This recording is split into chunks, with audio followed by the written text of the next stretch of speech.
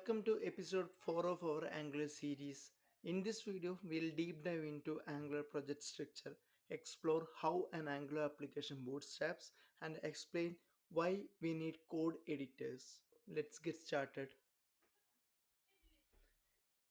We have multiple code editors available in the online: Eclipse, Notepad++, Visual Studio Code, IntelliJ, etc. These are the some of them. Most of them are paid versions. From here onwards, I'll be using Visual Studio Code for our development. Why I am using Visual Studio Code is it is free. We can download from the internet. We can use it. And also we'll be having extensions where we can download and we can use it for our development purpose. In the last video, before project creation, we installed Git on our system. So you need to do one more thing in your system. If you are initializing or configuring Git, so you need to give username and email address. So this is used for committing.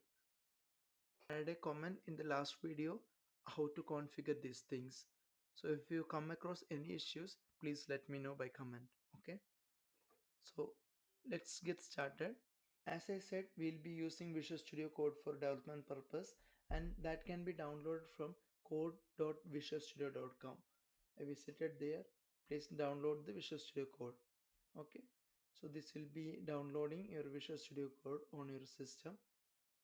Please wait for a moment. Once you download Visual Studio Code, you can install it by clicking on it, accept the agreement, and click on next. So this will be installing Visual Studio Code on your system. Now you need to open last created project. You can go to File and Open Folder. Okay, so you can see where you created the project. So I installed on projects here, first app. This is my first app.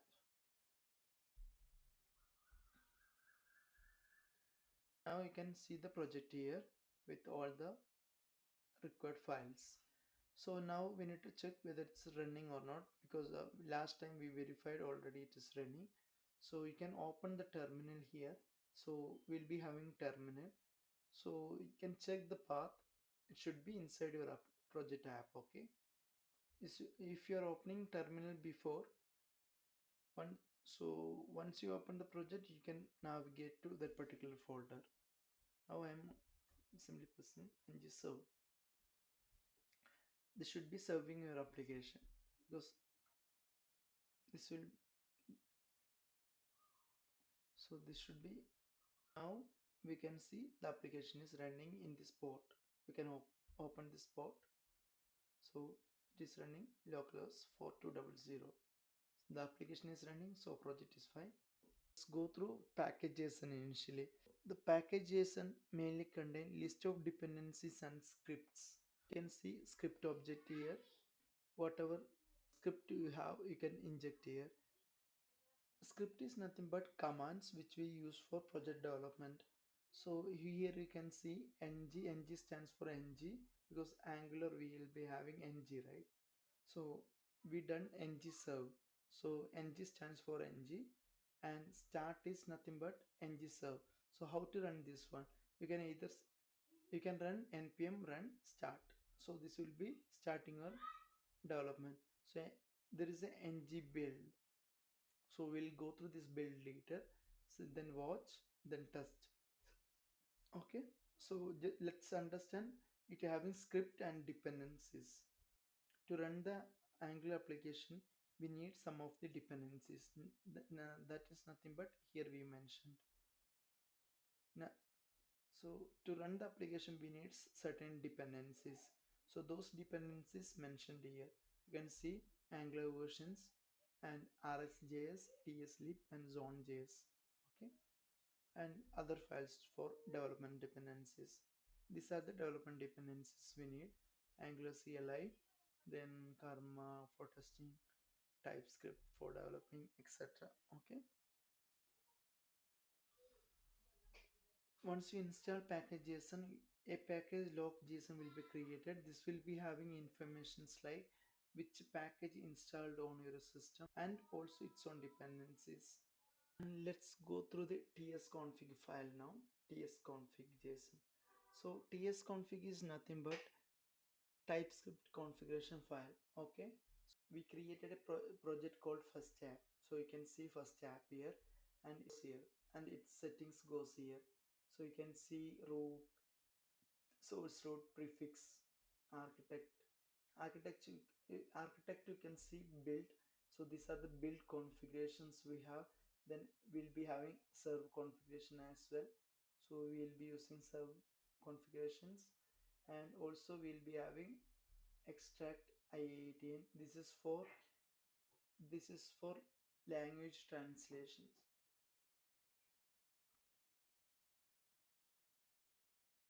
This is for translations because if you're using Indian, so if same application used by some US, they'll be having different translations. So we'll be using I18 for it, and we'll be having testing as well. Test is nothing but for to unit test. You need for unit test you need certain configurations that will be done here. Okay. Now let's open src folder. Src folder has app and few files. So this index HTML is main HTML file where we route to Angular application. You can see app route here. App route is nothing but this is the main structure we have. From here, the Angular application starts. Main.ts file is a entry point where Angular application bootstraps. So this you can see bootstrap application here and your bootstrapping app with certain configuration.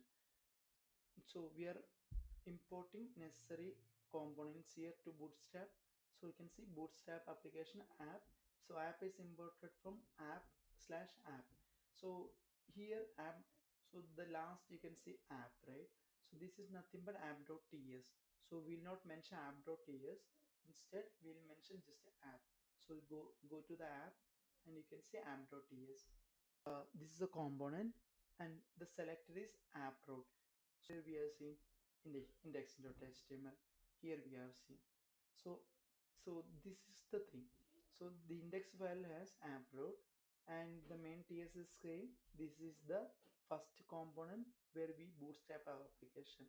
So whenever we find this selector app route, it will replace with its HTML files. So we can see template URL is app.html. So you can see HTML here. So these are the contents available in HTML. Okay. So that is why we are seeing such an image. So I'm just deleting everything from here. I'm just adding few contents here. Just adding h1 tag, test. The moment I save the file, it reloaded. It reloads the apply. The moment I save the file, ngserve will build the application and reload the browser. I'm just saving it. You can see here reloaded. If I open, I can see the test here. Same way, if I add one more div,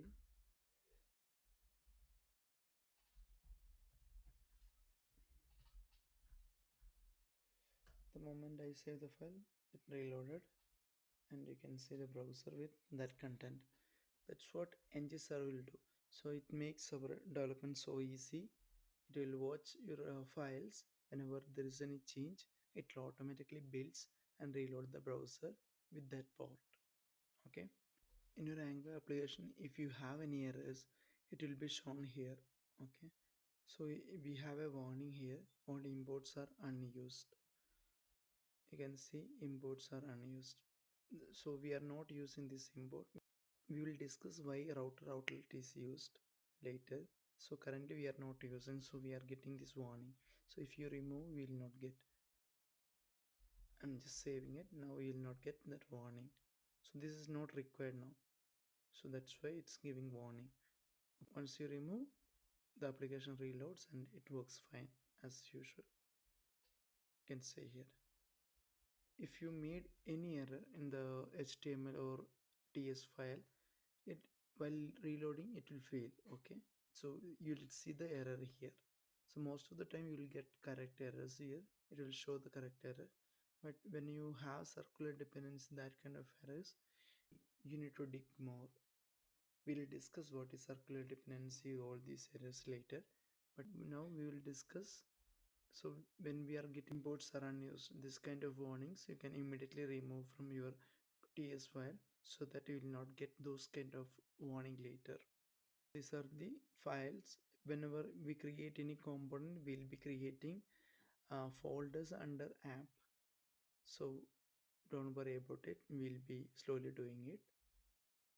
So now index.html we said app root. This is the routing. This is the main component we have, and main.ts will be bootstrapping it. Will be bootstrapping app. We have styles SCSS here. So global style shared across the app. So dot angular is created by Angular. So we have dependencies, right? So every time these dependencies will not build. So we will build dependencies initially and keep it inside dot angular. And these are the files mainly we are going to replace or modify. So this will be reloading on dynamically. Okay, so the rest of the things will go to dot angular kind of caching. The main question interview may ask is how the application bootstrap.